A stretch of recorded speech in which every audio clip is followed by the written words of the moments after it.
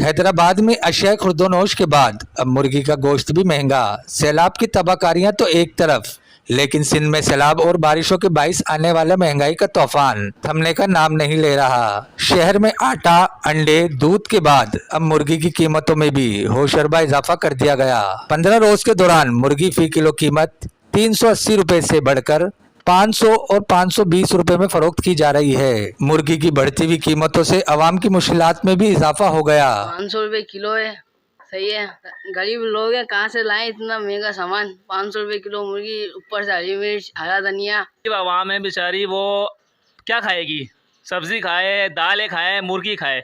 दालें भी वही रेट के अंदर है, सब्जी भी वही रेट के अंदर है, गोश्त भी वही रेट के अंदर है। बंदा क्या खाए? बंदा खाएगा, जमा करेगा।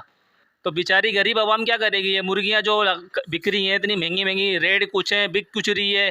तो बराए मेहरबानी जो भी है हमारे हुक्मरान, जो भी इस चीज़ को लेके चल रहे हैं, हमारे उनसे यही रिक्वेस्ट है। तो बराए मेहरबानी थोड़ा रेट कम करें हर चीज़ के ऊपर, क्योंकि ना गरीब आवाम आराम से खा सके। जो बेचारी गरीब है, मेहनत मजदूरी करने वाला है, वो कुछ नहीं कर सकता।